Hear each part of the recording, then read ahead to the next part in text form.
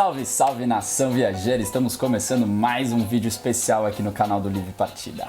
Muita gente nos pergunta como é a questão das línguas, que língua nós falamos, se é necessário falar inglês para viajar o mundo. E bom, nós falamos espanhol e inglês. E as duas línguas nós aprendemos no caminho, tanto o espanhol quanto o inglês, falando com as pessoas. E muita gente fala que não precisa falar inglês, principalmente, né, para viajar pelo mundo. De fato, você não precisa falar inglês para viajar, né? Você não precisa falar inglês para se movimentar por aí. Mas se você não fala inglês, você não consegue se comunicar com as pessoas, já que o inglês é a língua oficial falada no mundo inteiro.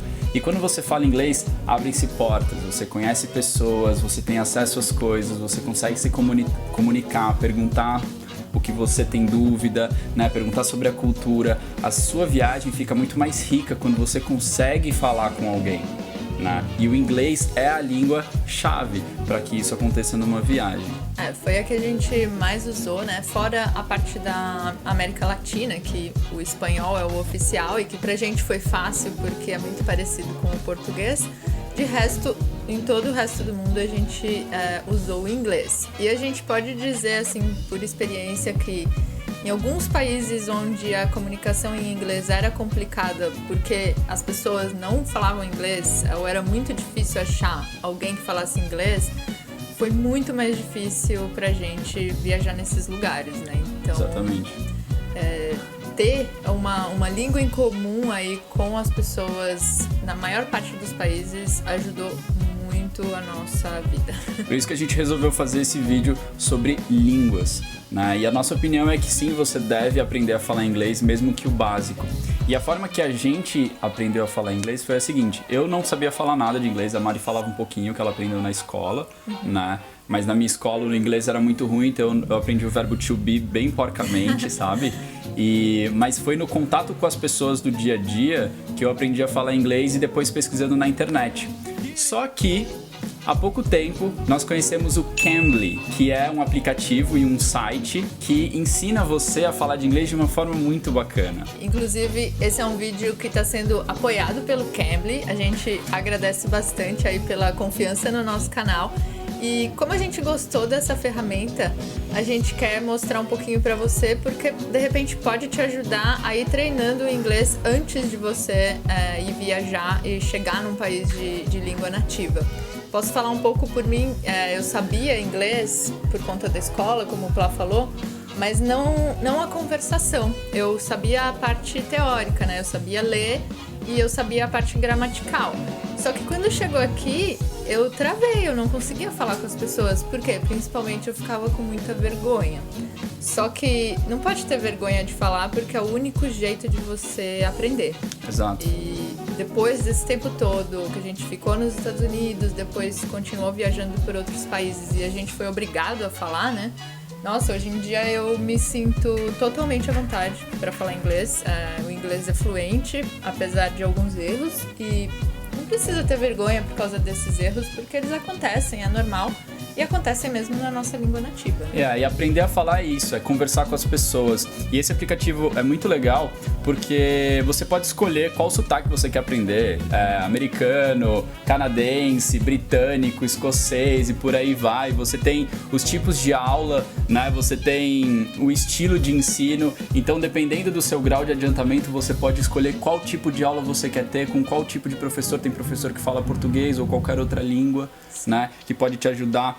É até legal para quem já até fala um pouco mais português, inglês, para aprimorar, para treinar, né? E treinar a conversação. É um aplicativo muito legal porque você conversa em tempo real, você tira dúvidas e você escolhe o tipo de aula. Os professores aí, o que atendeu a gente foi muito gente boa. A gente vai te conectar agora com o seu primeiro professor aqui no Cambly. Com ele você pode trabalhar conversação, aprender gramática, vocabulários novos ou até se preparar para provas como TOEFL e IELTS. É engraçado porque a princípio a gente fica meio cético, né, de ensino online, mas quando eu comecei a usar aqui, comecei a fazer amizade com o professor e a gente conversando e foi bem natural, assim. Ele foi corrigindo meus erros de forma natural, me ensinando e trocando experiência. Então é uma forma também de você interagir com pessoas de outra cultura. E isso é sempre bem enriquecedor. Like to do a particular lesson or something like that? No, to Or just talk? Yeah, we can just talk. And what do you think is my down points? You know, I would say my weak points. Weak points. My strengths. Strengths. And weaknesses. Weaknesses. My strengths and weaknesses. Okay. By my accent, could you tell that I am a Brazilian? No, I wouldn't know Brazilian. I would think Latin American. Or Italian. Oh, okay. Maybe. Okay. You know, E uma coisa que eu achei legal na ferramenta, quando eu comecei a experimentar, é que os professores estão disponíveis 24 horas por dia, 7 dias da semana. Como eles têm professores em vários lugares do mundo, a hora que você precisar da aula, a conexão é instantânea. Então não tem aquela coisa chata de eu tenho que marcar hora com o professor, ver a disponibilidade dele. O professor tá lá, disponível para você. E aí você pode escolher sempre o mesmo, ou você pode conversar com pessoas diferentes para também treinar o ouvido com sotaques diferentes. Isso é bem importante. A gente passou por alguns lugares que o sotaque dificultava um pouco a gente de entender, né? E você pode fazer isso tanto do computador quanto do celular, né, via aplicativo ou o website deles. Se você quiser experimentar esse aplicativo do Cambly, a gente vai deixar um código para você ter aí 15 minutos grátis para você experimentar, e se você gostar, você já se cadastra, tá certo? Bom, vamos continuar então nosso vídeo falando sobre as línguas aí, né? O espanhol também a gente usou muito, principalmente na América Latina e na Espanha, né? Mas em muitos lugares que o pessoal não falava inglês, nós usávamos o Google Translator. Então esse é um outro aplicativo que você deve baixar no seu celular se você gosta aí de viajar pelo mundo, né? Baixa o app do Google Translator, que dá pra você baixar a língua e falar offline, né? Quando você tá online, você consegue reproduzir a voz, né? Via o microfonezinho e tal, e aí ele solta o som pra você ouvir. No offline, você só consegue a digitação, mas funciona bem e funciona melhor do inglês para a língua, da língua para o inglês, tá? Do que para o português, por exemplo, porque o inglês ele é mais fiel, né, dentro desse aplicativo. Isso salvou a nossa pele em várias situações, inclusive na venda do alemão lá na Bulgária, Exatamente. né, que a gente teve que fazer o anúncio do carro em búlgaro, só que o alfabeto deles é cirílico. Impossível de escrever, impossível de entender o que estava escrito, então o tempo inteiro o Plá foi copiando e colando lá no Google.